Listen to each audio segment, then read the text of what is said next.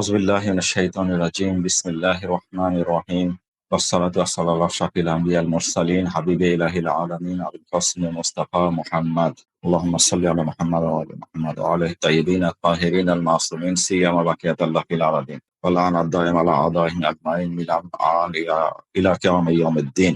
السلام عليكم ورحمة الله. أعوذ بالله من الشيطان الرجيم بسم الله الرحمن الرحيم ومن آياته أن خلق لكم من أنفسكم أزواجا لتسكنوا إليها وجعل بينكم مودة ورحمة إن في ذلك لآية لقوم يتفكرون صدق الله العلي العظيم. আমাদের আলোচনার বিষয় ছিল ইসলামের দৃষ্টিতে যে ইসলামের পরিবার ব্যবস্থা, সেটার আলোচনায় আমরা প্রথম দিন আমরা যে মূল বিষয়টি আলোচনা করেছি সেটা হচ্ছে ইসলাম তিনটি বিষয়ের সমন্বয়ে তৈরি। একটা হচ্ছে ধর্মীয় বিশ্বাস, একটা হচ্ছে বিধিবিধান এবং তৃতীয় হচ্ছে নৈতিকতা এবং আখলাক। এই তিনের সমন্বয় হচ্ছে ইসলাম। যদি এর থেকে কোনো একটিকে যদি আমরা বাদ দিয়ে দেই এবং বিচ্ছিন্ন করি তাহলে ইসলাম খণ্ডিত হয়ে যাবে এবং অপূর্ণ এক ইসলাম, এবং সেটা এমন এক ইসলামে পর্যবসিত হবে যেটার কোনো সৌন্দর্য থাকবে না, এবং অপূর্ণ এক ইসলাম যেটা আল্লাহর কাছে ওইভাবে গৃহীত হবে না। আমরা যে আয়াতটিকে ভিত্তি করে আলোচনা শুরু করেছিলাম সেই আয়াতের ক্ষেত্রে আমরা বলেছি পরিবারের ক্ষেত্রেও এই তিনটি বিষয় আমাদেরকে মনে রাখতে হবে, যে পরিবারের ক্ষেত্রেও তিনটা পর্যায় এটার মধ্যে রয়েছে, যে ধর্মীয় ভাবে যে বিশ্বাস এবং সেগুলোর প্রতি গভীর ভাবে ইয়াকিন রাখা, বিশ্বাস রাখা, বিশ্বাসের বিষয়গুলোর প্রতি মৌল বিশ্বাসের বিষয়, এবং সেই সাথে সাথে অন্যান্য যারা অপরিহার্য দিনের বিধিবিধান সেগুলোর প্রতিও বিশ্বাস রাখা, যে এগুলো বিধিবিধান পালন করলে আমরা আল্লাহর নৈকট্য লাভ করতে পারবো এবং আল্লাহর সন্তুষ্টি অর্জন করতে পারবো। পরিবারের ক্ষেত্রেও আল্লাহ পাক এবং তার রাসূল এবং ইমামগণ তারা বেশ কিছু শরীয়তের গাইডলাইন আমাদের কাছে দিয়েছেন। সেটা হচ্ছে একটা আমাদের বাউন্ডারি দিয়ে দিয়েছে, যেটা কিংবা আমরা বলতে পারি স্কেলেটাল, যেটা না হলেই ইসলামের দেহই, পরিবারের যে দেহ সেটা পরিবারের দেহ তৈরি হবে না। আবার ইসলামের ক্ষেত্রে ধরলে বিধিবিধান যদি না থাকে, মানে ধর্মীয় বিশ্বাসের ক্ষেত্রে আমরা বলেছেন সেটা ফাউন্ডেশনের মতো, আর এটাকে যদি বলি স্ট্রাকচার যদি না থাকে তাহলে একটা বিল্ডিংই তৈরি করা সম্ভব হবে না। সেক্ষেত্রে শরীয়ত হচ্ছে একটা স্ট্রাকচারের মতো, যে স্ট্রাকচার বন্ড গুলোকে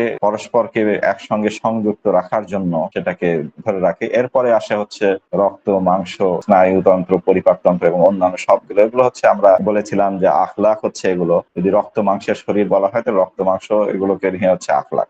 আমরা দ্বিতীয় আলোচনায় আমরা যে 10টি পয়েন্ট আলোচনা করেছিলাম, যে 10টি পয়েন্ট হচ্ছে একটা পরিবারকে যদি আমরা সুন্দর করতে চাই, সে পরিবারের সেখানে যে উষ্ণ সম্পর্ক থাকা দরকার, পরস্পরের প্রতি ভালোবাসা, তারপর সুন্দর আচরণ, পরস্পরের প্রতি শ্রদ্ধাবোধ, পরস্পরের শ্রদ্ধাবোধের সাথে সাথে তাদের একে অপরের আত্মীয় স্বজনের প্রতিও যে শ্রদ্ধাবোধ থাকতে হবে, তাদের ভালোবাসার ব্যক্তিদেরকে ভালোবাসা এবং তাদের অপছন্দের যারা রয়েছে তাদের সাথে সেভাবে সম্পর্ক মেনটেন করা। যদিও এখানে একটা ইসলামের যে মানদণ্ড আছে সেই মানদণ্ড থেকে যাতে কখনো বেরিয়ে না যায় সেটা খেয়াল রাখতে হবে। তবে একে অপরের অপরাধকে ঢেকে রাখার কথা বলা হয়েছে এবং ক্ষমা করা। আমরা সেখানে কোরআনের পরিভাষার কথা বলেছি যে মুমিন পুরুষ এবং মুমিন নারী, একজন হাজবেন্ড এবং ওয়াইফ, তারা হচ্ছে একে অপরের আবরণের মতো, বস্ত্রের মতো, যারা একে অপরের দোষ ত্রুটিকে ঢেকে রাখে এবং তার নিজের আত্মীয় স্বজনের কাছেও যাতে সেটা প্রকাশিত না হয় সেই চেষ্টা করে, এতে অশান্তির সৃষ্টি হয়। তারপরে আমরা যে বিষয়টি বলেছিলাম সেটি হচ্ছে যে পরিবারে অবশ্যই যিনি হাজবেন্ড তার কর্তৃত্বের বিষয়টা, যেটা রেজালু কাওয়ামুনা আলা নিসা পবিত্র কোরআনের যে নির্দেশ রয়েছে, সেখানে পরিবারের একজন কর্তা থাকা প্রয়োজন আছে, একজন অভিভাবক থাকা প্রয়োজন রয়েছে, যে অভিভাবক তিনি সব বিষয়গুলোকে সুন্দরভাবে তিনি পরিচালনা করবেন। এক্ষেত্রে ওয়াইফ হচ্ছে তার অ্যাসিস্ট্যান্টের মতো, যে মূল পরিচালক যে রয়েছেন তার যেভাবে সে বলে সেভাবে পরিচালনা করা। তবে এক্ষেত্রে যদি সে কখনো ভুল পথে চলে কিংবা তার সিদ্ধান্ত যদি ভুল হয়, সেক্ষেত্রে অবশ্যই একজন নারীর সেখানে তাকে ভুল ধরিয়ে দিতে হবে এবং সৎ কাজের আদেশ, অসৎ কাজের নিষেধের যে ইসলামের সীমা পরিসীমা আছে সেই পরিসীমায় তাকে তার ভুল ধরিয়ে দিয়ে তাকে, এবং এক্ষেত্রে যখন ভুল ধরিয়ে দেওয়া হবে তখন হাজবেন্ড কিংবা ওয়াইফ কেউ তারা একে অপরের ভুল ধরিয়ে দিলে সেটাকে ভালোবাসার সুরে তাকে উপস্থাপন করতে হবে, তাকে একান্ত ভাবে বলতে হবে সবার সামনে না, এবং যখন তাকে ভুল ধরিয়ে দেওয়া হবে তারও উচিত হবে সেটাকে মেনে নিয়ে, যদি সেটা ভুল হয়ে থাকে সেটাকে ব্যাখ্যা করতে না দিয়ে সেটাকে মেনে নেওয়া। কখনো যদি একে অপরের মধ্যে মনোমালিন্য কিংবা সমস্যার সৃষ্টি হয় সেক্ষেত্রেও তারা যাতে একে অপরের সাথে তাড়াতাড়ি সমঝোতায় পৌঁছে যাওয়া এবং পরস্পরের প্রতি শান্তিপূর্ণ একটা সন্ধিতে পৌঁছার সেরকম যাতে তারা মন মানসিকতা থাকে। এরপরে আমরা যে বিষয়টি বলেছি যে পারিবারিক বন্ধনকে সুদৃঢ় রাখার জন্য যেটা দরকার সেটা হচ্ছে যে বাইরের ইন্টারফেয়ারেন্স যাতে সেখানে না হয়, এক্ষেত্রে পিতা মাতারাও যাতে সন্তানদের পারিবারিক জীবনে বেশি হস্তক্ষেপ না করেন এবং সেখানে যতক্ষণ পর্যন্ত কারো অধিকার নষ্ট না হয়, অর্থাৎ পিতা মাতার অধিকার কিংবা তার ভাই বোনের অধিকার নষ্ট হচ্ছে, এ ধরনের যদি পরিবেশের সৃষ্টি না হয়, তাহলে সেক্ষেত্রে সেখানে ইন্টারফেয়ার করতে যাওয়ার কোনো ইয়ে নেই। কিংবা হালাল হারামের কোনো প্রশ্ন আসে যে অবৈধ পন্থায় সে জীবিকা উপার্জন করছে কিংবা অবৈধ পথে সে পা বাড়াচ্ছে তাদের হাজবেন্ড কিংবা ওয়াইফ, তো সেক্ষেত্রে তাদের সৎ কাজের আদেশ অসৎ কাজের নিষেধ অনুযায়ী তাদেরকে সেখানে দিক নির্দেশনা দিতে হবে এবং তাদেরকে সেখানেও আখলাকের এবং নৈতিকতার বিষয়টা স্মরণ রাখতে হবে যে সেখানে জোর পূর্বক কোনো কিছু চাপিয়ে দেওয়ার চেষ্টা না করে তাদেরকে বুঝিয়ে তাদেরকে সংস্কার করা, তাদেরকে সংশোধিত করার জন্য চেষ্টা করতে হবে। তারপরে যে বিষয়টা বলেছিলাম সেটা হচ্ছে যে ধর্মীয় ভারসাম্য রক্ষা করা, যে ধর্মীয় প্রশিক্ষণের যে একটা সুন্দর পরিবেশ, সে পরিবেশটা যাতে পরিবারে থাকে এই জন্য সর্বাত্মক চেষ্টা চালানো, এটাও একটা দায়িত্ব। কেননা আমরা যেখানে আমি আজকে লিখেছি যে আমাদের ইসলামের চূড়ান্ত লক্ষ্য যেটা হচ্ছে ইসলামী পরিবারের, সেটা হচ্ছে আল্লাহর সন্তুষ্টি এবং আখিরাতের প্রশান্তি। আর এই যে সেই লক্ষ্যে পৌঁছার জন্য পার্থিব লক্ষ্য যেটা আছে মানসিক শান্তি অর্জন, সন্তানদের যেমন উন্নত শান্তিপূর্ণ পরিবেশ সৃষ্টি, উত্তমভাবে সন্তান প্রতিপালন, শিক্ষা প্রশিক্ষণ, এরকম একটা সুন্দর পরিবেশ সৃষ্টি করা, এটা হচ্ছে অন্যতম হাজবেন্ড এবং ওয়াইফের দায়িত্ব। পিতামাতারও দায়িত্ব হচ্ছে সন্তানদের জন্য একটা উপযুক্ত পরিবেশ যেখানে তারা সুন্দরভাবে বেড়ে উঠতে পারে, তারা প্রতিপালিত হতে পারে। তারপরে দশম যে বিষয়টা বলেছিলাম, পরস্পরের প্রতি কৃতজ্ঞতা প্রকাশ। এই যে এটা একটা খুবই গুরুত্বপূর্ণ বিষয় যে হাজব্যান্ড ওয়াইফ তারা একে অপরের জন্য যে স্যাক্রিফাইস করছে, একে অপরের সঙ্গে যে মানিয়ে চলছে, একে অপরের জন্য যে অনেক সময় তারা কষ্ট করছে, কিংবা বলা যেতে পারে সবসময় তারা একে অপরের জন্য কষ্ট করছে, একটা সুন্দর পরিবেশ তৈরি করার জন্য হাজব্যান্ড এই বাইরে পরিশ্রম করছে, সে সেখানে তার উপার্জন করে নিয়ে এসে ফ্যামিলির তাদের সুখ স্বাচ্ছন্দ্যের জন্য সর্বাত্মক চেষ্টা চালাচ্ছে।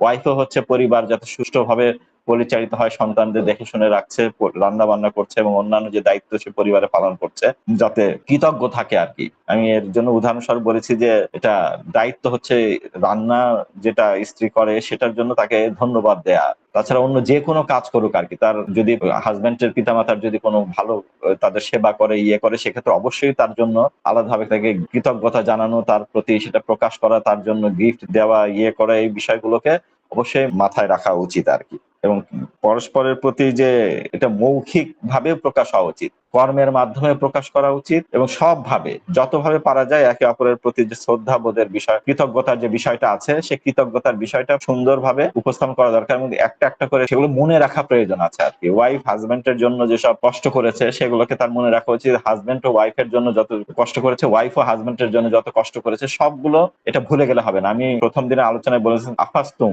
বাযুকুম বাযান, যেটা সূরা নিসার যে আয়াতে বলা হয়েছে, যেখানে আল্লাহ পাক বলছেন যে তোমরা একীভূত হয়ে গিয়েছিলে, তোমরা এক অন্তরে পরিণত হয়েছিলে, একই আত্মায় একীভূত হয়েছিলে। এই যে এই বিষয়টা ওখানে উপস্থাপন করা হয়েছে, এটার কারণ হচ্ছে যে তারা যাতে একে অপরকে তারা যে কাজ করছে সেটা যাতে তারা মনে করে যে এটা হচ্ছে এমন একটা বিষয় যে যে ঐশী বন্ধনে যখন তারা আবদ্ধ হয়েছে তখন তারা একে অপরের জন্য স্যাক্রিফাইস করবে, একে অপরের জন্য কষ্ট করবে, এইরকম একটা বন্ধনে তারা আবদ্ধ হয়েছে। এই যে আমরা যে আয়াতটি দিয়ে শুরু করেছিলাম, মিন আয়াতিহি আন খালাকালাকুম মিন আনফুসিকুম আজওয়াজা, এখানেও যে বিষয়টা লক্ষণীয় সেটা হচ্ছে আল্লাহ এখানে মিন আয়াতিহি বলেছেন, মানে আল্লাহর এটা একটা নিদর্শন।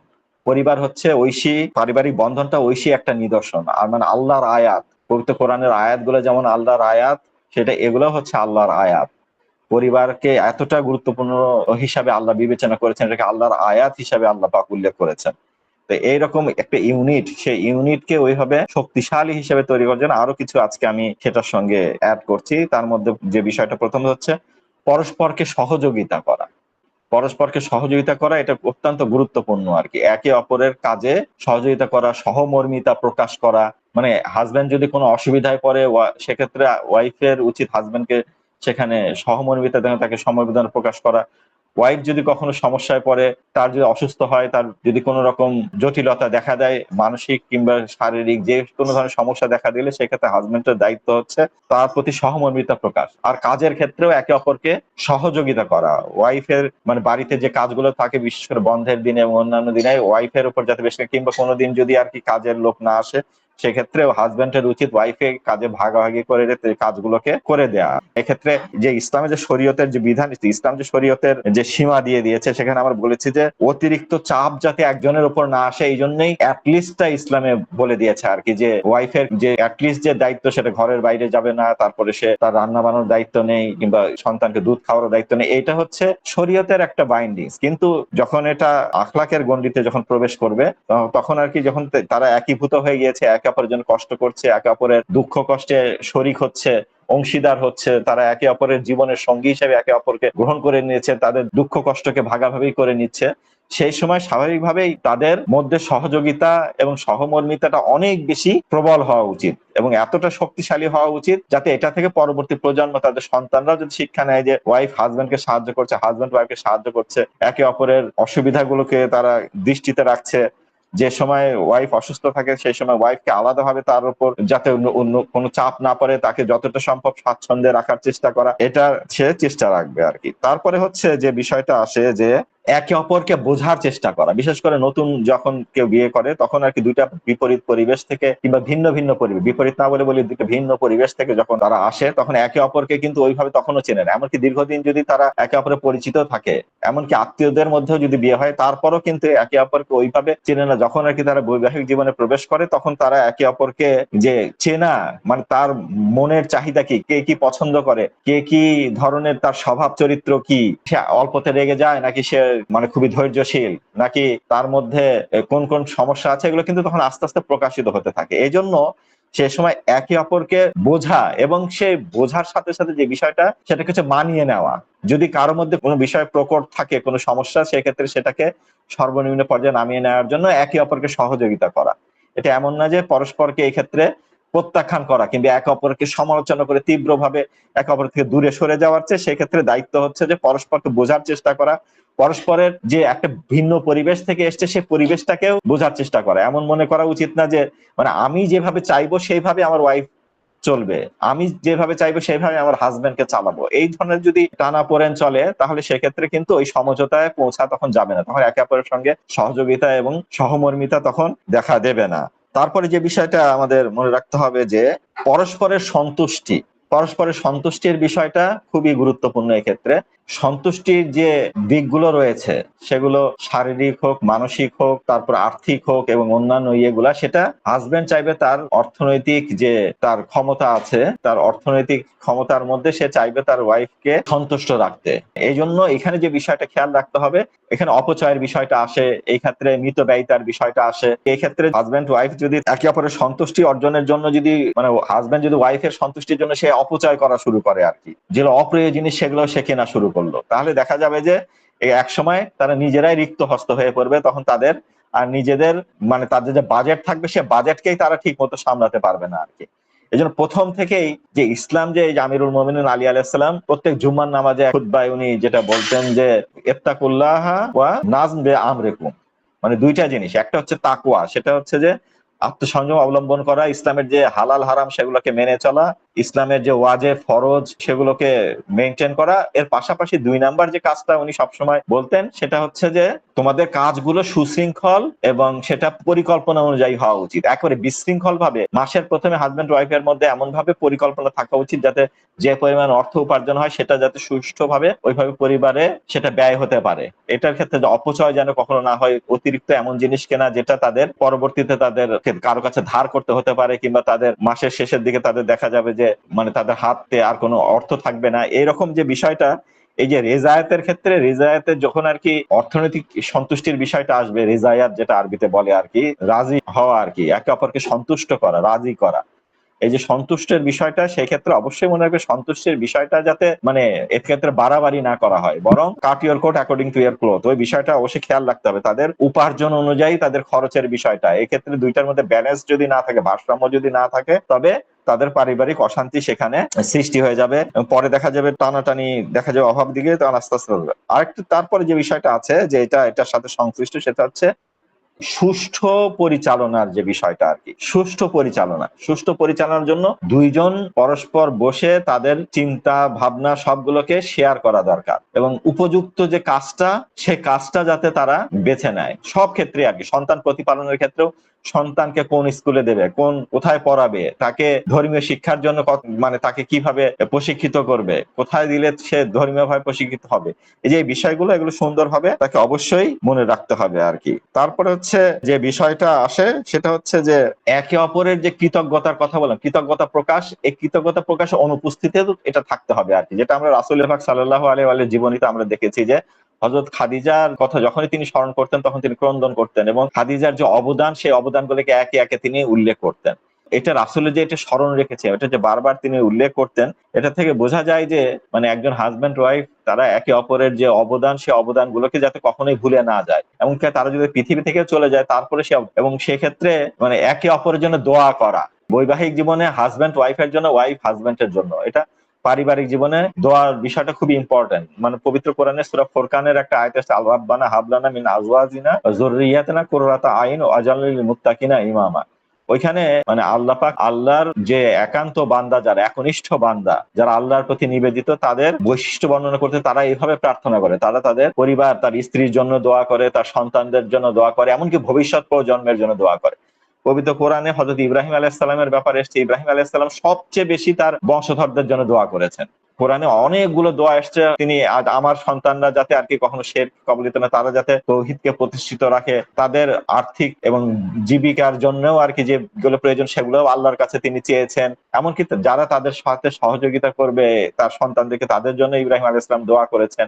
এই যে আমাদের নবী সাল্লাল্লাহু আলাইহি ওয়া সাল্লাম তিনিও আর কি এই বিষয়টা আমাদেরকে শিক্ষা দিয়েছেন, যেটা এই যে সূরা ফুরকানের ৭৪ নম্বর আয়াতে যেটা বলা হয়েছে যে রাব্বানা হাবলানা মিন আজওয়াজিনা ওয়া যুররিয়াতিনা কুররাতা আয়ুন, হে আল্লাহ কি করো আমার স্ত্রী সন্তান তাদেরকে আমার চোখের জন্য শীতলতা দান করো। এখানে মানে মুফাসসিররা বিশেষ করে আল্লামা তাবাতাবাই রাহমাতুল্লাহ বলেছেন যে এখানে কোন বৈশিষ্ট্যের কথা বলা হয়েছে, মানে কিভাবে চক্ষু শীতল করবে। শীতল করার এক্ষেত্রে সবচেয়ে উত্তম পন্থা হচ্ছে যে ইসলামী যে জীবন পদ্ধতি আর কি, সেই জীবন পদ্ধতি অনুযায়ী যাতে তারা পরিচয় দেয়, এক্ষেত্রে যারা সবার চেয়ে তার অগ্রণী। এই জন্য লাস্ট আছে ওয়াজাল্লা লিল মুত্তাকিনা ইমামা, আমরা যাতে এতটা সুন্দর একটা ইসলামী পরিবার গঠন করতে পারি যে পরিবারে অন্য সবার জন্য আদর্শ হতে পারে, অন্য সবার জন্য সেটা যাতে আমরা যাতে নেতা হতে পারি। এই যে নেতা, এটা অবশ্য এই আয়াতটাকে আমাদের ইমামরা থেকে স্বয়ং রাসূল আকরাম সাল্লাল্লাহু আলাইহি ওয়া সাল্লাম থেকে বর্ণিত হয়েছে। আয়াতটা মূলত ওনাদের উপরই প্রযোজ্য সর্বপ্রথম, এবং ওনারাই এটার সর্বোত্তম দৃষ্টান্ত। যে রাসূল আকরাম সাল্লাল্লাহু আলাইহি ওয়া সাল্লাম বলেছে, এখানে যে বলা হয়েছে মুমিন যে আর কি রাব্বানা হাবলানা, এই হে আল্লাহ আমাকে আমার স্ত্রী এবং সন্তানদেরকে আমার জন্য চক্ষু শীতলতার কারণ করে দাও, রাসূল বলেছেন যে এটা হচ্ছে আমি হচ্ছে এখানে আমাকে উদ্দেশ্য করা হয়েছে, কেন আমি আর আমার এখানে স্ত্রী বলতে মানে হযরত খাদিজার কথা বোঝানো হয়েছে, এবং যুররিয়াতা বলতে হাসান এবং হোসাইনের কথা বলা হয়েছে আর কি। এবং ওয়াজআলনাল মুত্তাকিনা ইমামা যেখানে আসছে, আমাদেরকে মানে রাসূল এবং আলী তাদেরকে আর কি মুত্তাকিদের জন্য ইমাম, তারা যাতে মুত্তাকিদের ইমাম হন। এটা আবার হযরত আলীর ক্ষেত্রেও একইভাবে আয়াত প্রযোজ্য, যেহেতু এখানে যখন হযরত আলী আলাইহিস সালাম যখন এই দোয়াটা করেছেন তখন হযরত আলী আলাইহিস সালাম হচ্ছেন আর কি সেই ইবাদুর রহমান, মানে আল্লাহর সেই এক কনিষ্ঠ বান্দা, যিনি তার স্ত্রী হচ্ছেন হযরত ফাতেমা, তার জন্য চক্ষু শীতলকারী। হযরত ফাতেমা যারা সালামুল্লাহ আলাইহি সম্পর্কে আলী আলাইহিস সালামকে যখন হযরত রাসূল জিজ্ঞেস করেছেন যে ফাতেমাকে তুমি স্ত্রী হিসেবে কিভাবে পেয়েছো, তখন যে নেমাল আউন আলা আলা তাআতিল্লাহ, উনি বলেছেন যে আল্লাহর ইবাদতের ক্ষেত্রে, আল্লাহর আনুগত্যের ক্ষেত্রে সর্বোত্তম সঙ্গী আমি পেয়েছি। তো এই জন্য ভালো স্ত্রী এটা ইসলামের জন্য খুবই ভালো হাজবেন্ড, এটা হচ্ছে ইসলামের যে রাব্বানা হাবলানা মিন আজওয়াজিনা, যেমন এখানে দোয়া করা হয়েছে যে এটাকে বিয়ের আগেও এই দোয়াটা করতে পারে যে হে আল্লাহ আমাকে এমন স্ত্রী দান করুন যে স্ত্রী আর কি আমার চক্ষু শীতলতার কারণ, এমন সন্তান দান করুন যে সন্তান আমার চক্ষু শীতলতার কারণ হবে। তাই এরকম মানে স্বয়ং রাসূল আকরাম সাল্লাল্লাহু আলাইহি ওয়া সাল্লাম হযরত আলী যখন এই আয়াতের দৃষ্টান্ত, প্রত্যেক মুমিনের দায়িত্ব হচ্ছে সেরকম একটা সমাজ, এমন একটা পরিবার তৈরি করা যে পরিবারে তার সন্তানরা ইসলামের যে কাঠামো, ইসলামের যে শরীয়ত, ইসলামের যে আখলাক, ইসলামের যে আকীদা বিশ্বাস, সেটার ভিত্তিতে সে পরিবারটা গড়ে উঠবে। আমি আজকে মানে মূলত একটা ইসলামী পরিবেশের, ইসলামী পরিবারের দৃষ্টিতে কিভাবে আমরা পৃথিবীকে দেখবো, এই দুনিয়ার জীবনটাকে কিভাবে দেখা উচিত, সে ব্যাপারে আজকে আমি সূচনামূলক কিছু কথা বলেছি। যদিও অনেক দীর্ঘ, জানি না আমি কতটুকু সময় করতে পারবো, আধা ঘন্টার মধ্যে যতটুকু সম্ভব আমি আপনাদের সামনে সেটা উপস্থাপন করার চেষ্টা করছি। সেটা হচ্ছে যে আমি এখন পর্যন্ত আপনাদের সামনে 15টা পয়েন্ট উল্লেখ করেছি, গত দিনের 10টি এবং আজকে আরো 5টি আমি এখানে অ্যাড করেছি। আর এখন যেটা আলোচনা করব, একজন ইসলামী পরিবারের দৃষ্টিতে দুনিয়াটা কি রকম, তাদের দৃষ্টিতে দুনিয়া কি রকম আর কি। এই জন্য সে আলোচনায় প্রথমে আমি যে বিষয়টা উল্লেখ করতে চাই সেটা হচ্ছে যে দুনিয়া আল্লাহর সন্তুষ্টি ও আখিরাত অর্জনের মাধ্যম। দুনিয়া কখনোই ফাইনাল টার্গেট নয়, দুনিয়া চূড়ান্ত লক্ষ্যস্থল নয়। এটা হচ্ছে ইসলামী পরিবারের একজন পিতামাতা, একজন স্বামী স্ত্রী, তাদেরকে এটা অবশ্যই মনে রাখতে হবে। তারা যদি দুনিয়ার সব সুখ স্বাচ্ছন্দ্য যদি পৃথিবীতেই পেতে চান তাহলে সেটা ভুল হবে। যে দুনিয়া হচ্ছে আখেরাতের শস্য ক্ষেত্র, মানে রাসূল আকরাম সাল্লাল্লাহু আলাইহি বলেছেন আর দুনিয়া মাজরাতুল আখিরা। দুনিয়াকে একটা মাধ্যম হিসাবে, দুনিয়াকে একটা মিডিয়া হিসাবে দেখতে বলা হয়েছে। দুনিয়াতে যদি মিডিয়া হিসেবে দেখা না দেখে একটা পরিবারের হাজবেন্ড কিংবা ওয়াইফ, তাহলে দুনিয়াতেই সবকিছু পেতে চাইবে। যখন দুনিয়াতে সবকিছু পেতে চাইবে তখন অনেক অসংখ্য জিনিস থেকে তারা বঞ্চিত হলে তখন তাদের মধ্যে হতাশা এবং বিষণ্ণতা দেখা দিবে। কিন্তু যখন তারা বলবে যে না, দুনিয়া হচ্ছে আখিরাত, আমার আখিরাতের জীবন, এটা হচ্ছে আমার চূড়ান্ত টার্গেট, সে আখিরাতের জীবনের সুখ সমৃদ্ধি, এই জন্য আমাদের সন্তানদেরকে, আমাদের পরিবারকে এমন ভাবে তৈরি করতে হবে যে পরিবারে সবাই আখিরাত মুখী হয়, তারা যাতে আল্লাহ মুখী হয়, তারা যাতে আল্লাহর নৈকট্য, আল্লাহর সন্তুষ্টি তাদের সবকিছুতে তারা মনে রাখে। এক্ষেত্রে যাতে দুনিয়া পেতে হবে, দুনিয়ার লক্ষ্যে পৌঁছতে হবে, এটা যাতে তাদের না হয়। আরেকটা হাদিস, এটা আলী আলাইহিস সালাম বলেছে, দুনিয়া আল্লাহর বন্ধুদের জন্য আখিরাতের ব্যবসা ক্ষেত্র, এটা হচ্ছে ব্যবসা কেন্দ্র। মানে আর দুনিয়া মাতজারুল আউলিয়া, মাতজার বলা হয়েছে যে ব্যবসা কেন্দ্র আর কি। মানে আল্লাহর ওলি যারা, আল্লাহর বান্দা যারা, আল্লাহর বন্ধু যারা, তাদের কাছে এই দুনিয়াটা হচ্ছে আখিরাতের জন্য একটা ব্যবসার ইয়ে।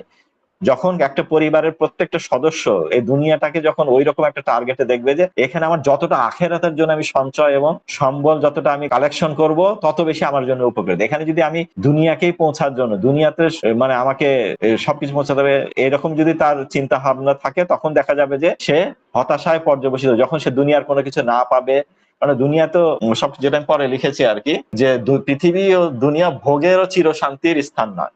এটা আমাদের মনে রাখতে হবে। দুনিয়া দুনিয়া কখনোই চির শান্তির এবং ভোগের স্থান নয়। দুনিয়া চিরস্থায়ী বাসস্থান নয়। দুনিয়া যখন চিরস্থায়ী বাসস্থান না, সেখানে চির শান্তি এখানে কখনো কামনা করা যায় না। ভোগেরও, মানে এখানে যে আমরা ভোগ করবো, এখন বর্তমানে যে ভোগবাদিতা আমাদের পরিবারগুলোর মধ্যে দেখা দিয়েছে আর কি, বিশেষ করে আমরা কি করি, খেয়াল করি যে একে অপরের সাথে প্রতিযোগিতা। মানে আমার ভাইয়ের ওয়াইফের দিকে আমার ওয়াইফ দেখে যে তার এই আছে কিন্তু আমার নেই। যখন এই যে একে অপরের সাথে যখন তুলনা করবে, যখন ভোগবাদিতা তাদের দৃষ্টিতে যখন দুনিয়াকে দেখবে, তখন তাদের মধ্যে ওই প্রতিযোগিতার প্রবণতা সৃষ্টি হবে যে তার এটা আছে সুতরাং আমার এটা থাকতে হবে, তার যেহেতু আছে আমি যদি না থাকি তাহলে আমার সমাজে কোনো পজিশন থাকবে না। এই ধরনের যখন মানসিকতা পরিবারে যখন প্রতিযোগিতার যখন ভাব সৃষ্টি হবে, সেখানে প্রতিবেশীদের মধ্যেই হোক, আত্মীয় স্বজনের মধ্যেই হোক, আর ভাই ভাই ভাই বোনের মধ্যেই হোক, কিংবা অন্য যে কারো মধ্যে এইরকম যখন প্রতিযোগিতা পরস্পরের মধ্যে দেখা দিবে, তখন আর কি অবৈধভাবে ইনকাম করা, অবৈধভাবে অর্থ সম্পদ সঞ্চয় করা, অবৈধভাবে যে করে হোক আমাকে কোনো অ্যাপার্টমেন্টের অধিকারী হতে হবে, যে করে হোক আমাকে গাড়ি কিনতে হবে, যে করে হোক আমার ছেলেকে সবচেয়ে ভালো স্কুলে পড়াইতে হবে, যে করে হোক আমাকে ভালো টিচার দিয়ে আমার ছেলেকে পড়াইতে হবে। এই যে এই ধরনের মানসিকতা তখন দেখা যাবে। কিন্তু যদি সে যদি দুনিয়াকে ভোগের স্থান, দুনিয়ায় চূড়ান্ত গন্তব্য স্থল বলে মনে না করে, ডেস্টিনি দুনিয়া না, ডেস্টিনি হচ্ছে আখেরাত, চূড়ান্ত গন্তব্য হচ্ছে আমাদের আখেরাত, সেটাকে যদি সে মাথার মধ্যে রাখে, তখন কিন্তু তার মধ্যে এই প্রবণতা আসবে না আর কি। তবে এখানে 3 নাম্বার পয়েন্ট আমি যেটা দেখছি, ইসলাম দুনিয়ার সাথে সম্পর্ক ত্যাগ করতে বলে না। ইসলাম দুনিয়ার সাথে সম্পর্ক ত্যাগ করতে বলে না, ইসলাম দুনিয়াকে গুরুত্ব দেয়। যেটা বলছে দুনিয়া হচ্ছে, দুনিয়ার মাধ্যমে আখেরাতে পৌঁছাতে হবে।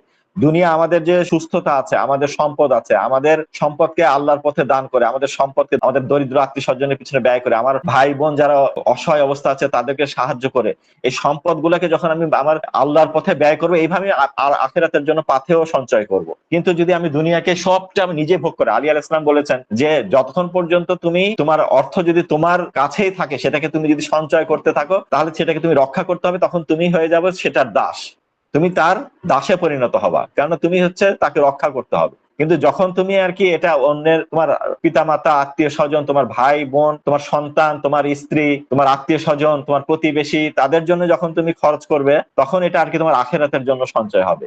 তখন তুমি ওটার উপর মালিক হয়ে গেলে, মানে তোমার ওইটা আখিরাতে সঞ্চয় হয়ে গেছে, এখন তুমি ওইখানে মালিকানা লাভ করেছো। কিন্তু যখন তুমি নিজে বেশি বেশি ভোগ করবে এবং তোমার অন্যদেরকে তুমি বঞ্চিত অবস্থায়, দরিদ্র অবস্থায় দেখার পরও সেটার প্রতি যদি তুমি দৃষ্টি না রাখো, তাহলে তোমার এই যে এই প্রবণতার কারণে তুমি তখন তার দাসে পরিণত হয়ে যাবে, তুমি সম্পদের দাসে পরিণত হবে। এবং সম্পদের যদি তখন সম্পদের প্রতি ভালোবাসা আমাদের দুনিয়ার প্রতি ভালোবাসা সৃষ্টি করবে। এই জন্য ইসলাম যেটা বলেছে, দুনিয়ার ভালোবাসা, দুনিয়ার পূজা করা, দুনিয়ার পেছনে ছোটা, মানে যে করে হোক দুনিয়াতে পৌঁছাতে হবে, এটা চরম ভাবে ইসলাম এটাকে নিন্দনীয় ঘোষণা করেছে এবং এটাকে অত্যন্ত খারাপ দৃষ্টিতে দেখেছে। কিন্তু এটার অর্থ এটা না যে দুনিয়া অর্থ উপার্জন করতে হবে না, বরং দুনিয়া অর্থ উপার্জনের সর্বাত্মক চেষ্টা করতে হবে। ইসলাম বেকারত্বকে বলেছে যে অত্যন্ত খারাপ একটা জিনিস। মানে বর্তমান ইয়াং ছেলে মেয়েদের মধ্যে দেখা যায় যে তাদের পিতামাতার কাছে তাদের আশা থাকে যে এরকম যে পিতামাতাই তাদের সবকিছু করে দিয়ে যাবে আর কি, পিতামাতা সবকিছু করে দিয়ে, এই ধরনের টেন্ডেন্সি যদি সন্তানদের মধ্যে থাকে তাদের মধ্যে শ্রম বিমুখতা দেখা দিবে, যে বেকারত্বের মধ্যে তারা রয়েছে, তারা নিজেদের কর্মসংস্থানের জন্য সেটার পেছনে ছুটবে না, চাকরির পিছনে ছুটবে না, এগুলো যদি তাদের মধ্যে প্রবণতা। এই জন্য পিতামাতারও উচিত সন্তানকে মানে স্বনির্ভর হওয়া, আত্মনির্ভর হওয়া। এই জন্য ইমাম সাদেক আলাইহিস সালাম বলেছেন যে তোমাদের সন্তানদেরকে একেবারে অফুরন্ত ভাবে তারা যা চায় তাই দিও না, তোমাদের যদি সেই রকম ক্ষমতাও থাকে তা করবে না, বরং তাদেরকে কিছুটা দুঃখ কষ্ট এবং দারিদ্রের তাদেরকে আস্বাদন করাও, দারিদ্রের স্বাদ আস্বাদন করাও, এবং তাদেরকে এইভাবে শিখাও যে তারা যাতে দরিদ্রদের প্রতি লক্ষ্য রাখে, তারা যাতে দরিদ্রদের প্রতি দৃষ্টি দিয়ে দেখে তাদের অবস্থান কত ভালো, এবং বড় লোক তাদের চেয়ে উচ্চ পর্যায়ে যাচ্ছে তাদের প্রতি যাতে তারা বেশি দৃষ্টি না দেয়, এইভাবে তাদেরকে প্রশিক্ষণের কথা বলা হয়েছে। সুতরাং ইসলাম দুনিয়া ত্যাগ করতে বলে না, বরং দুনিয়াকে সর্বোচ্চ ভাবে, এই যে যেটা সূরা পবিত্র কোরআনের সূরা মুলকে এসছে, সেখানে আল্লাহ পাক বলছেন যে দুনিয়ার উপর তোমরা আরোহণ করো। মানে দুনিয়ার উপর আরোহণ করো কিসের জন্য? দুনিয়া থেকে তোমরা জীবিকা অর্জনের জন্য দুনিয়ার উপর আরোহণ করো। দুনিয়ার উপর আরোহণ করা এটা অত্যন্ত গুরুত্বপূর্ণ একটা কাজ, মানে পৃথিবীর উপর বিচরণ করে বেড়াও যাতে করে তোমরা তোমাদের জীবিকা অর্জন করতে হয় আর কি। জীবিকার জন্য যে ব্যবসা অত্যন্ত পছন্দীয় একটা, আমাদের নবী করিম সাল্লাল্লাহু আলাইহি ওয়াসাল্লাম, আমাদের সব ইমামদের মধ্যে অধিকাংশ ইমামই তারা চেষ্টা করেছেন ব্যবসা করার জন্য। কিসের জন্য?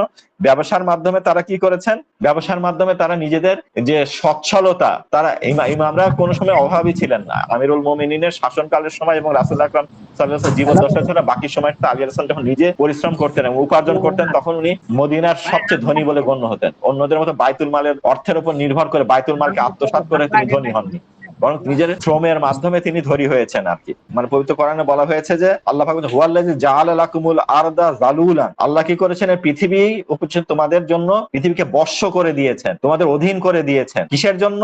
ফামশু ফি মানাকিবিহা, যাতে তোমরা এটার উপর আরোহণ করতে পারো, অর্থাৎ এর উপর বিচরণ করে তোমাদের রিজিক সেখানে ওয়াকুলু মির রিজকিহি, এবং সেখান থেকে তোমাদের জীবিকা কালেকশন করো আর কি। তারপর আবার এখানে আবার সাথে সাথে আখলাকের বিষয়টা এসছে, আল্লাহ বলছেন কিন্তু এই যে জীবিকার ক্ষেত্রে বেপরোয়া হয় না, সেখানে হালাল হারামের বিষয়টাকে খেয়াল রাখো, সেটাকে খেয়াল রাখো। তোমার অর্থ কোন পথে ব্যয় করছো? তুমি কি বিলাসিতার পথে ব্যয় করছো? তুমি কি হারাম পথে ব্যয় করছো? আমাদের অধিকাংশ মুমিনদের মধ্যে দেখা যায় আমরা হারাম পথে সাধারণত ব্যয় করি না, কিন্তু আমরা অনেক সময় বিলাসিতার পথে ঠিকই ব্যয় করি আর কি। যে বিলাসিতা যদি আমরা না করি, সে বিলাসিতার অর্থ দিয়ে আমরা যদি দরিদ্র দান করি, আমাদের শিয়া ভাইদের মধ্যে যে যত লোক আছে খোমস দেওয়া যাদের উপর খরচ, তারা যদি খোমস দিতেন, আমাদের ইমামদের কথা হচ্ছে যে যদি আমাদের শিয়ারা যদি খোমস দিত সবাই, তাহলে আমাদের শিয়াদের মধ্যে কোনো অভাবী মানুষ থাকতো না। তারা যদি ইনফাক, জাকাত, দান খয়রাত যদি করতো পর্যাপ্ত পরিমাণে, ইমামরা এই জন্য কোনো কোনো বছর শিয়াদের মানে যারা ধনী ছিলেন তাদের উপর বছরে 2 বার খোমস আদায় করতেন। 2 বার খোমসের, যদিও খোমস বছরে মাত্র 1 বার দেওয়ার কথা, সেখানে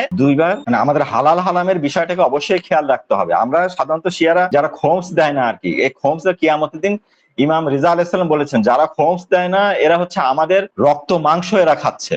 কারণ একটা অংশ হচ্ছে সৈয়দদের জন্য, একটা হচ্ছে দরিদ্র শিয়াদের মধ্যে। সৈয়দরা আমাদের অংশ, আমাদের দরিদ্র শিয়ারা হচ্ছে আমাদের অংশ, সুতরাং তারা আমাদের অধিকারকে ছিনিয়ে নিচ্ছে। এই জন্য খোমসের বিষয়টা আমাদের, এই খোমস ওয়াজিব, এটা আমাদেরকে অবশ্যই আদায় করতে হবে। আমাদের সেক্ষেত্রে এই যে ভোগবাদিতার দিকে যখন প্রবণতা দেখা যায়, আমরা বিলাসিতার জন্য অতিরিক্ত অর্থ করছি, তখন আমাদের এই যে খোমসি দেওয়া আমাদের আর হাতে টাকা থাকে না আর কি। সেই জন্য আমাদের খোমসের বিষয়টা খুবই খেয়াল রাখা উচিত। এটা হচ্ছে হালাল হারামের বিষয় 1 নাম্বার। 2 নাম্বার যে বিষয়টা মনে রাখতে হবে যে বিলাসিতার বিষয়টা। আমরা যদি বিলাসিতার পথে যদি অর্থ সম্পদ খরচ করি, বিলাসিতার জন্য আমাদের জীবনের একটা অর্থ, যেগুলো আমাদের দরিদ্র আত্মীয়স্বজন রয়েছে, আমার নিজের ভাই হয়তো দরিদ্র রয়েছে, আমার নিজের বোনের প্রয়োজন রয়েছে, আমার পিতামাতা অভাব অনটনে রয়েছে, আমি এগুলো খেয়াল করলাম না, আমার প্রতিবেশী অভাব অনটন রয়েছে, আমি খেয়াল করলাম না, আমি কি করলাম? এগুলো বিলাসিতা করলাম। আমার যে জিনিসটা দরকার নাই আমি সেই জিনিসটা 2টো কিনলাম। আমার একটা ফ্রিজ দরকার, আমি 2টা ফ্রিজ কিনে রাখলাম। আমার দেখা যাচ্ছে যে আমার একটা আলমারি আছে, আমি 10টা আলমারি কিনে রাখলাম, 10টা আলমারি কিনে রাখলাম, 10টা বলছে আমি আর কি অতিরঞ্জিত অবস্থায় বলছি আর কি, যে কারো কারো এতটাও ক্ষমতা আছে যে সে 10টা আলমারি কিনতে পারে। আর কিন্তু 10টা আলমারি কারো কেনার ক্ষমতা থাকলে, 10টা ফ্রিজ কেনার ক্ষমতা থাকলে তার কি এটা করা উচিত হবে? ইসলামী পরিবার যেটা, ইসলামী পরিবারের দৃষ্টি যদি সে আসলে দুনিয়াকে একদিকে সে ত্যাগ করবে না, আরেক দিকে সে দুনিয়াকে এমন ভাবে দুনিয়াকে আঁকড়ে ধরবে না যে দুনিয়াতে সে ভোগ করতে চাইবে, এবং সে বিলাসিতার দিকে পর্যবেসিত, এমনকি সে হালাল হারামের বিষয়টা হোমস দিবে না, জাকাত দিবে না, তারপর দান খয়রাত করবে না, শুধু রোজার মাসে সে ফিতরা দিল, তারপর সারা বছর আর কোনো খবর নাই, এই যে এগুলো যদি করে তাহলে আর কি সে ওই যে ভোগবাদিতার যে সেটা, সে তখন আর কি এই পৃথিবীতেই তার উপর দেখা যাবে যে অশান্তি নেমে আসবে। কেননা আল্লাহ পাক এসবের মধ্যে যখন আমি কারো প্রতি ন্যাচারালি আল্লাহ ন্যাচারাল আমাদের বিরুদ্ধে রিভল্ট করে আর কি, নেচার আমাদের রিভল্ট করে, আমরা নেচারের বিরুদ্ধে যাই, কারণ আল্লাহ পাক বিশ্ব প্রকৃতিকে এমন ভাবে সৃষ্টি করেছেন যাতে আল্লাহর নিয়মের অধীনে তারা চলে। আল্লাহর নিয়ম হচ্ছে এটা যে সবকিছু সুষম ভাবে যাতে সবাই বন্টন করে, সবকিছু যাতে সুষম ভাবে তাদের কাজগুলোকে তারা করে। যদি এটার বিপরীত যদি কেউ কোনো কিছু করে তাহলে দেখা যাবে এটার প্রতিকূল প্রভাব তাদের উপরই পড়ে আর কি। এটা তারপরে হচ্ছে জিনিসটা, দুনিয়াকে মানে অসংখ্য সমস্যা প্রতিকূলতা রয়েছে, এটা আমাদের খেয়াল রাখতে হবে আর কি। পৃথিবীতে মানে শুধুমাত্র আর কি আনন্দ ফুর্তির জায়গা নয়, এখন যেটা হয়েছে যে মানে বার্থডে করতে হবে, তারপরে বিবাহ বার্ষিকী পালন করতে হবে, তারপরে এই করতে হবে সেই করবে, মানে এই বিষয়গুলোতে এত বেশি খরচ করা হয়, অথচ যদি এই টাকাটা আমার আত্মীয় স্বজনকে দরিদ্র আছে কিনা তার বিষয়ে আমি খেয়াল রাখলাম না, আমি একটা বার্থডে করলাম কিংবা আমার ম্যারেজ ডে করলাম, সেটাতে হ্যাঁ সেটাতে যদি আমার আত্মীয় স্বজনকে দাওয়াত দিয়ে তাদেরকে খাওয়াই সেটা ভালো কাজ আর কি। সেটা যদি আমার আত্মীয় স্বজনকে, আমার বন্ধু বান্ধবকে একত্র করে তাদের মধ্যে একটা মুমিনদের জন্য তাদের এক যে মিলন স্থল যদি করি এবং সেখানে সুন্দর একটা পরিবেশের সৃষ্টি করে, সেটা এই উদ্দেশ্য যদি করা খুবই ভালো আর কি। কারো যদি এতটা অর্থ থাকে, কিন্তু কেউ যদি মিডিল ক্লাস, তার অত অর্থ সম্পদ নেই, কিন্তু তাকে এটা করতেই হবে অন্যদের সঙ্গে প্রতিযোগিতা করে যে তাকেও এ ধরনের অনুষ্ঠানের আয়োজন করতে হবে, তাহলে সেটা অত্যন্ত আমাদের জন্য কল্যাণকর হবে না এবং অকল্যাণ। তারপরে যে জিনিসটা আমাদের মনে রাখতে হবে, তাহলে আমরা একটা মূলনীতি কিন্তু বলেছি, সেটা কি দুনিয়াকে একেবারে পুরোপুরি ত্যাগ করাও নয়, আবার দুনিয়ার প্রতি ভোগবাদী হওয়া নয়, বরং মাঝামাঝি একটা অবস্থা, যে সবাইকে দৃষ্টিতে রেখে দুনিয়াকে ওইভাবে গ্রহণ করা। তারপর যে বিষয়টা লিখেছি, অসংখ্য সমস্যার মধ্যেও শান্তিপূর্ণ সন্তোষজনক জীবনযাপন করা যায়। মানে আমাদের অনেকের ধারণা হচ্ছে যে পৃথিবীতে যখন আর কি কষ্ট বালা মুসিবত আমাদের মধ্যে আছে, তাহলে এক্ষেত্রে আমাদের আর কি পৃথিবীতে আর শান্তির কোনো সুযোগ নেই। অথচ আমরা মহান ব্যক্তিত্ব আমাদের নবীগণ এবং ইমামদের আমাদের জীবনীতে আমরা যেটা লক্ষ্য করি, ওনারা মানে অসংখ্য সমস্যা প্রতিকূলতা, সেটা সরকারের পক্ষ থেকে হোক, তারপরে হচ্ছে বিরোধীদের পক্ষে থেকে হোক, তাদের উপর যত সংকীর্ণতা আরোপ করা হতো, তাদের যত ধরনের তাদের উপর আক্রমণ করানো হতো, তারপর তাদেরকে কখনো অর্থনৈতিক নিষেধাজ্ঞার মধ্যে ফেলা হতো, এত কিছু করার পরও তারপরে তারা কখনোই জীবনের প্রতি তারা অসন্তুষ্ট ছিলেন না। জীবনের প্রতি সন্তুষ্ট থাকা, এটা হচ্ছে ইসলামের ইয়ে। আমি যে অবস্থায় থাকি না কেন আমি আমার জীবনকে নিয়ে সন্তুষ্ট। আমি যখন অন্যের সাথে আমার জীবনকে তুলনা করবো, তার জীবন হচ্ছে বেশি আকর্ষণীয়, তার জীবন সে বেশি সুখ ভোগ করছে, আমি কম ভোগ করছি, এগুলো যখন তুলনা করতে যাব তখন আর কি ওই যে আমাদের মধ্যে অসন্তোষ আসবে। কিন্তু জীবনকে যদি আমরা নিজের, এই যে আমি লাস্ট যে পয়েন্টে লিখেছি, প্রত্যেক মানুষের জীবন একরকম নয়, প্রত্যেকের জীবনের মধ্যে পার্থক্য রয়েছে, সবার জীবন একরকম নয়। আল্লাহ সবাইকে একই রকম ফ্যাসিলিটি দেননি, একই রকম সুযোগ সুবিধা দেননি, একই রকম মেধা দেননি, একই রকম তাদের মধ্যে বুদ্ধিগত ক্ষমতা, শরীরের শক্তি, তারপরে হচ্ছে শ্রম ম্যানেজমেন্টের ক্ষমতা, পরিচালনা ক্ষমতা, সবাইকে একই রকম দেননি। কেউ তার যোগ্যতা বলে, কেউ আবার অবৈধ পথে সেটা পৌঁছায়। সেক্ষেত্রে আমার অবশ্যই খেয়াল রাখতে হবে যে আমি অবৈধ পথে যেতে পারবো না, আবার মানে ইসলামের যে পথ, সেই পথটাকে আমাকে চলতে হবে। সেক্ষেত্রে আমাদের মনে রাখতে হবে আমাদের আদর্শ যারা রয়েছেন আর কি, তারা এই কঠিন বন্ধুর পথ তারা কিভাবে অতিক্রম করেছেন। ইমাম হোসেন আলাইহিস সালাম এমনকি আশুরার দিনেও তাকে মানে তার চেয়ে প্রতিকূল এবং সংকুল সৃষ্টি জগতে আর কেউ এরকম প্রতিকূল পরিবেশে কখনো পড়েনি, কিন্তু তার মধ্যেও তিনি কখনো হতাশ হননি, তিনি কখনো বিষণ্ণ হননি, এবং সেক্ষেত্রে তিনি আরো তার দায়িত্ব আরো সুন্দরভাবে পালন করতে পারছেন। এই ক্ষেত্রে তিনি এটাকে, যেটা আমি দুনিয়া হচ্ছে পরীক্ষার স্তর, এটা আমি একটা ইয়েতে লিখেছি, একটা পয়েন্টে 11 নাম্বার পয়েন্টে, দুনিয়া হচ্ছে পরীক্ষার স্থল। দুনিয়াকে পরীক্ষার স্থল হিসেবে আমরা যদি গ্রহণ করি, যেসব প্রতিকূলতা আমাদের আসে, মানে যদি আমরা পরবর্তী ক্লাসে সম্ভব হয় সেক্ষেত্রে আমি সূরার যে 20 নাম্বার আছে সেটা নিয়ে আমি ইনশাআল্লাহ আলোচনা করব। জীবিকার ক্ষেত্রে পারিবারিক যে সৃষ্টি হয়, যে সমস্যাগুলো সৃষ্টি হয়, সেখানে আল্লাহ বিভিন্ন আল্লাহ সুনান রয়েছে, সুন্নাত রয়েছে, পৃথিবীতে পরিচালনার আল্লাহ কিছু নিয়ম নীতি রয়েছে। সেই নিয়ম নীতিটার মধ্যে একটা নিয়ম হচ্ছে আল্লাহ পৃথিবীকে আল্লাহ পরীক্ষার স্থল বানিয়েছেন। এখানে আল্লাহ পৃথিবীতে শান্তির স্থল, ভোগের স্থান হিসেবে আল্লাহ পৃথিবীকে নির্ধারণ করেননি। সেক্ষেত্রে আমাদের অবশ্যই এটাকে যদি আমরা মানে পরীক্ষার স্থল হিসেবে গ্রহণ করি, তাহলে ওই যে ইমাম হোসেনের মতো এমনকি নিয়ামতও যদি আমরা পাই, সে নিয়ামতটাকেও হযরত সুলাইমান আলাইহিস সালাম আল্লাহ তাকে এত প্রাচুর্য দিয়েছেন, এত বড় রাজত্ব দিয়েছেন, তিনি কিন্তু সেটাকে বলেছেন যে আমি এটাকে দিয়ে কি সৎকর্ম করি না আল্লাহর নশকরি করি, এটার মাধ্যমে আমি আল্লাহর বিরোধিতা করি এবং সেটাকে অপব্যয় করি, সেটাকে ভুল পথে বিপথে সেটাকে খরচ করি, আল্লাহ সেটা আমাকে দেখতে চান। আমি কি আশকুরু মানুষ বা শাকের হব কিনা আল্লাহর কৃতজ্ঞ বান্দা হয় নাকি অকৃতজ্ঞ বান্দা হয়, সেটা পরীক্ষা হয়ে যায়। এই জন্য সম্পদ থাকলে, সুস্থতা হোক, তারপরে অর্থ সম্পদ হোক, সামাজিক মর্যাদা হোক, যাই আমরা পাই না কেন সেটাকে যদি আমরা পরীক্ষার একটা মাধ্যম হিসেবে গ্রহণ করি এবং সেটাকে ভোগের একটা উপকরণ না, এটাকে একটা সুযোগ, ফ্যাসিলিটি, এটা আল্লাহর পথে ফ্যাসিলিটি। এই জন্য উনি হচ্ছে হাযা মিন ফাযলি রাব্বি, এই নিয়ামতটা আল্লাহর পক্ষ থেকে এসছে এবং আল্লাহ ফজল এবং তার অনুগ্রহের মাধ্যমে, এই যে অনুগ্রহটা আল্লাহ দিয়েছেন, এই অনুগ্রহের মাধ্যমে তিনি আমাকে পরীক্ষা করে দেখছেন যে এটাকে আমি সঠিক পথে ব্যবহার করি নাকি এটাকে বিফলে নষ্ট করি। আমাদেরকে এরকম আল্লাহ এক সময় মানে আলোচনা দীর্ঘ করতে গেলে আমি সূরা কি বলে নাহজুল বালাগে আমিরুল মুমিনিন আলী আলাইহিস সালামের যে 426 নাম্বার হিকমাত প্রজ্ঞাপূর্ণ বাণী, সেখান থেকে বলতে পারতাম যে সেখানে আলী আলাইহিস সালাম বলছে সবাই মনে করে যে আর কি সুস্থতা এবং অর্থ সম্পদ এটা হচ্ছে তার জন্য যেন একটা খুবই একটা শক্তিশালী পৃষ্ঠপোষক আর কি, কিন্তু এগুলো দুটাই হচ্ছে অস্থায়ী একটা বিষয়। এটা যদি আমরা মনে না রাখি, একসময় আমরা অপচয় করে, প্রচন্ড অপচয় করে পরে নিজেরাই রিক্তহস্ত হয়ে যাব। পরে দেখা যাবে যে অপচয়ের মাধ্যমে আমরা বিলাস সামগ্রী নিজে অতিরিক্ত ভোগ করেছি, ভোগ করার পরে নিজেরাই অসহায় অবস্থায় পড়ে যাবো। এটা যদি খেয়াল না রাখি তাহলে আমরা আমাদের যে শান্তিময় জীবন সেটা আমরা পাবো না। কিন্তু তারপরে যে বিষয়টা আমি 6 নম্বর পয়েন্টে, যে শান্তিময় জীবন পৃথিবীর প্রতি আমাদের দৃষ্টিভঙ্গির উপর নির্ভর করে। পৃথিবীকে আমরা কোন দৃষ্টিতে দেখি, এটা এই আগেরটার সাথে সম্পর্ক আর কি। মহান ব্যক্তিরা পৃথিবীকে আসলে, যেটা প্রথম পয়েন্ট উল্লেখ করেছি, আখেরাতের জন্য এটাকে ব্যবসার স্থল হিসেবে তারা দেখতেন। তারা কখনোই এটাকে চূড়ান্ত লক্ষ্য হিসেবে দেখতেন না, এখানেই আমাদের ভোগ করতে হবে, এখানে আমাদের সুখ স্বাচ্ছন্দ্য আনতে হবে, এটাই আমাদের চূড়ান্ত লক্ষ্য, এই হিসাবে তারা কখনোই দেখতেন না। এই কারণে দুনিয়ার প্রতি তাদের সঠিক দৃষ্টিভঙ্গি ছিল। আমরা যদি দুনিয়াকে তার সঠিক দৃষ্টি, দুনিয়া হচ্ছে যেটা আমি এখান থেকে পরের পয়েন্টে লিখেছি যে কাল্পনিক অবাস্তব দৃষ্টি থেকে পৃথিবীকে দেখা যাবে না। কাল্পনিক অবাস্তব দৃষ্টি কোনটা? দুইটা পয়েন্ট এক্ষেত্রে লিখেছি। একটা হচ্ছে পৃথিবীকে কেউ যদি ফুল সজ্জা ভাবে যে এটা হচ্ছে পৃথিবী একেবারে নিষ্কণ্টক একটা জীবন আর কি, এখানে আমরা পৃথিবীতে যেন মানে একটা আল্লাহ আমাদের একটা সময় দিয়েছেন, সেখানে আমরা এখানে ভোগ করার জন্য এসেছি এবং আমরা একটা দোলনায় রয়েছি, সে দোলনায় আমরা নিজেরা দোল খেয়ে যাচ্ছি এবং সেখানে আনন্দ ফুর্তি করছি, আমাদের সময়গুলোকে অপচয় করছি, আমাদের শ্রমকে সঠিক পথে ব্যবহার করছি না। এই যদি ফুল সজ্জা ভাবি এবং মনে করে যে পৃথিবী কোনো সমস্যা নেই, পৃথিবীতে কোনো দুর্দশা নেই, তারপরে হচ্ছে রোগ বালাই নেই, অভাব দারিদ্র নেই, শুধু সুখ স্বাচ্ছন্দ্য আছে, এটা যদি আমরা ভাবি তাহলে আমরা ভুল ধারণা পোষণ করবো, কাল্পনিক অবাস্তব দৃষ্টিতে দেখা হবে এটা আর কি। আরেকটা হচ্ছে যে কেউ যদি আবার ভাবে যে বিপরীতটা হবে, পৃথিবী হচ্ছে কেউই মাত্র দুর্ভাগ্যের একটা জায়গা, এখানে শুধু দুর্ভাগ্য দুর্দশার স্থান, মানে দুই জিনিসটা, একদিকে ফুল সজ্জা ভাবা যাবে না, আইদিকে এটাও ভাবা যাবে না পৃথিবী হচ্ছে আর কি আমাদের দুর্দশার স্থান, একটা দুর্ভাগ্যের স্থান, এখানে আমরা খালি ব্যথা বেদনায় পেয়ে যাব, এরকম না। বরং আমাদেরকে পৃথিবীতে স্বাচ্ছন্দ্যের জন্য চেষ্টা করা, মানে আমাদের একেবারে বেসিক নিড যেগুলো, সেই নিড গুলো পূরণ করতে আমাদের সর্বাত্মক চেষ্টা চালাতে হবে।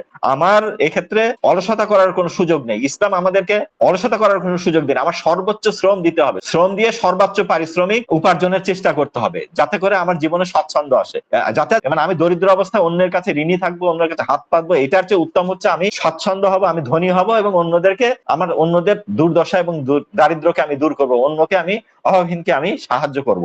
এই দৃষ্টিতে যদি আমরা না দেখি তাহলে আমরা ভুল করবো। এই জন্য আমি এখানে পৃথিবীকে ঠিক যেরকম ঠিক সেরকমই দেখতে হবে। পৃথিবীতে যেমন রোগ বালাই আছে সেটা দেখতে হবে, অভাব দারিদ্র আছে, সুখ স্বাচ্ছন্দ্য আছে, সে সাথে সাথে আমাদের এটাও দেখতে হবে যে পৃথিবী পরীক্ষার স্থান। এইভাবে যদি আমরা দৃষ্টি দিই পৃথিবীকে যেমন আছে তেমন, যেমন হযরত ইব্রাহিম আলাইহিস সালাম কি বলছেন, আরেনিল আশিয়া কামাহিয়া, হ্যাঁ আল্লাহ আমাকে পৃথিবীকে যেমন আছে ঠিক সেমন ভাবে আমার কাছে দেখিয়ে দেন। বাসিরাত আরবিতে যে শব্দ সেটা হচ্ছে যে মানে প্রত্যেক জিনিসের প্রকৃত যে অবস্থা সেটা যাতে সে বুঝতে পারে আর কি।